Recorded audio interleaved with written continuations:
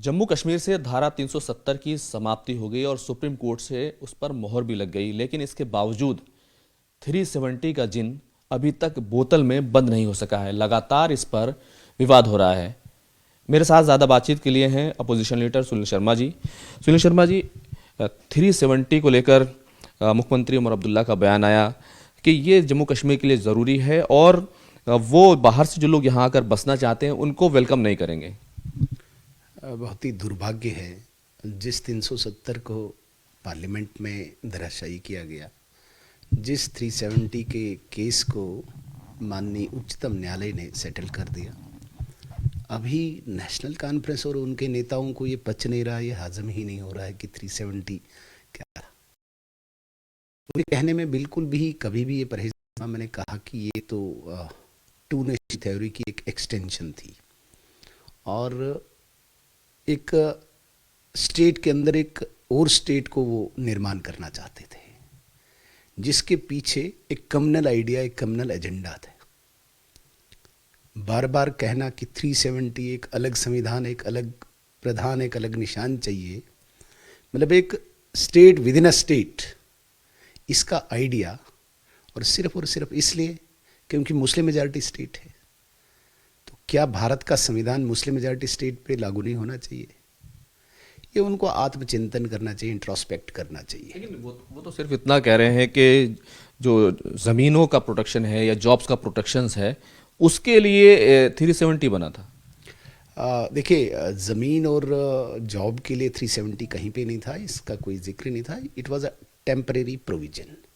जब भारत का विलय पूर्णता, जम्मू कश्मीर का विलय भारत के साथ होना था, तब तक एक टेम्परेरी प्रोविजन था। संविधान आने तक सब स्टेटों पे संविधान लागू हो गया, इसको प्रोलॉन्ग कर दिया। इसको ज़मीन और नौकरी के साथ कोई नहीं था। मैं ये ज़रूर कहना चाहूँगा, नेशनल कॉन्फ्रेंस जिसने लंबे समय तक राज किया है जम्मू कश्मीर में, उन्होंने अपनी ऑर्गेनाइजेशन के लिए और अपने चहेतों के लिए नौकरी को प्रोटेक्ट किया था 370 की आड़ में। कभी नेशनल कॉन्फ्रेंस ने अपने डिस्ट्रिक्ट प्रेसिडेंट को डिप्टी कमिश्नर बनाया, कभी नेशनल कॉन्फ्रेंस की सरकार ने अपने तहसील प्रेसिडेंट को तहसीलदार बनाया, वो प्रोटेक्शन थी। आप कई ऐसे केसेस देखेंगे जम्मू कश्मीर में जहाँ पे इनके पीआरओज, इनके साथ चलने वाले आईएएस ऑफिसर बन गए। यूपीएस आप ये कह रहे हैं कि 370 का दुरुपयोग किया गया? दुरुपयोग हुआ था नेशनल कॉन्फ्रेंस ने। और इस 370 की आड़ में जम्मू में तो इतनी एनक्रोचमेंट हुई, मैं तो कहता हूँ कि एक डेमोग्राफिक इन्वेजन हुआ।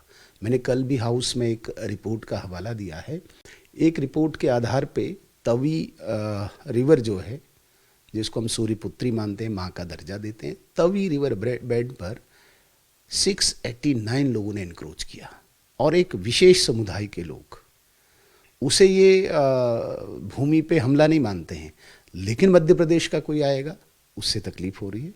तो कल मैंने स्पष्ट कर दिया है, यदि जम्मू कश्मीर का कोई व्यक्ति मध्य प्रदेश, महाराष्ट्र में ज़मीन ले सकता है, तो महाराष्ट्र और मध्य प्रदेश का व्यक्ति भी केरन तक उसको पूरा अधिकार है। जब तक पीओजेके आता है तब तक हम केरन को ही अभी वो लाइन मानते हैं, लेकिन केरन तक पूरे जम्मू कश्मीर में किसी भी भारत के व्यक्ति को पूरा अधिकार है। आपको भी पूरा अधिकार, उनको भी पूरा अधिकार। 370 के आने के बाद पहली बार जम्मू कश्मीर में संविधान लागू होने के बाद इक्वल राइट्स सबको मिले हैं। जो राइट्स प्रधानमंत्री को, वही राइट्स एक आम आदमी को। डिवल कंट्रोल 370 के वजह से था। आज जो डिवल कह रहे हैं ना, डिवल तब था, अब तो वही राइट्स प्रधानमंत्री जी के हैं, वही राइट्स एक कॉमन इंसान के हैं। लेकिन उमर अब्दुल्ला इस बात से खुश नहीं है, इस तरह के आपके बयान से। वो कह रहे हैं कि अगर आपको बाहर के लोगों को बसाना है तो अपने घर में बसा लीजिए। घर मेरा पूरा जम्मू कश्मीर है। ऐसा नहीं है कि वो शेख मोहम्मद अब्दुल्ला साहब का पोता है तो जम्मू कश्मीर उसका है। 3 पीढ़ियों से वो राज कर रहे हैं। दैट डजंट मीन्स कि भाई वो चीफ मिनिस्टर बने तो जम्मू कश्मीर उसका है। जितना जम्मू कश्मीर पे अधिकार उमर अब्दुल्ला का है, उससे ज़्यादा जम्मू कश्मीर पे अधिकार मेरा है, और मेरा घर पूरा जम्मू कश्मीर है। और बिल्कुल आपने ठीक कहा, पूरे जम्मू कश्मीर में बसना चाहिए भारतीय को, और बसेंगे भी। एक आखिरी सवाल जो आमतौर से काउंटर दलील के तौर पर आता है कि बहुत सारे पहाड़ी राज्य ऐसे हैं या नॉर्थ ईस्ट के राज्य ऐसे हैं जहां पर ज़मीन का और नौकरियों का जो है, जॉब्स का प्रोटेक्शंस है। क्या जम्मू कश्मीर को ऐसा प्रोटेक्शंस जो है मांगना, क्या ये गलत है? देखिए, वहाँ पे भी सीधे खुर्रम जी आप जाएंगे और नौकरी मिलेगी, ऐसा नहीं है। वहाँ पे भी पूरे लाज बने हुए हैं। आपका 15 साल का रिहाइश वहाँ पे होना चाहिए, फिर आपको डोमिसाइल मिलता है, फिर आप अप्लाई करेंगे। तो ऐसा नहीं है कि भाई सीधे मैं यहाँ से अप्लाई कर सकता हूँ वहाँ पे। और कोई भी एग्रीकल्चर लैंड एग्रीकल्चरिस्ट ही ले सकता है, उसकी भी प्रॉपर वेरिफिकेशन होगी, डिप्टी कमिश्नर करेगा। वो protection at par with other states वो है। लेकिन आप कहेंगे कि बिल्कुल ही कोई भारतीय नहीं आना चाहिए, तो वो कैसे हो सकता है? भारत अखंड है और जम्मू कश्मीर उसका इंटीग्रल पार्ट है। वहाँ पे पूरे भारतीय का पूरा अधिकार है। जिस भारतीय क्षेत्र पे भारत के हर स्टेट के एक एक जवान ने वहाँ पे शहादत दी है। आज आप बॉर्डर पे देखें, बॉर्डर की रक्षा करने के लिए राजस्थान का सिपाही वहाँ पे जान नहीं देता है। आज आप सीमा पे देखें, जम्मू का है, कुपवाड़ा का है, उड़ी का है, वहाँ पे कोई हरियाणा का नौजवान अपनी जान नहीं दे रहा है। वहाँ पे तो इन्हीं की प्रोटेक्शन के लिए वहाँ पे वो अपनी कुर्बानी दे रहे हैं। फिर उनका अधिकार नहीं है क्या? तो पूरे भारत का अधिकार है। जहाँ तक नौकरियों की बात करते हैं, पूरे जम्मू में मैंने अपने जीवन में सिर्फ लड़ाई देखी है कि नेशनल कॉन्फ्रेंस केवल एक खित्ते को और एक पर्टिकुलर सेक्शन को नौकरी देती है। और आज भी अगर आप देखेंगे खुरम जी, ये बात बड़ी गंभीरता से मैं कहता हूँ और इस बात को ज़रूर आप हाईलाइट कीजिए, केवल जम्मू कश्मीर में 5% नौकरियाँ हैं सरकारी। इन 5% नौकरियों में 3-3.5% एक विभाग के हैं, एक धर्म विशेष के हैं। केवल 1.5% जो मेरिट पे आते हैं जम्मू से हैं। 95% नौजवानों का ये क्या सोच रहे हैं?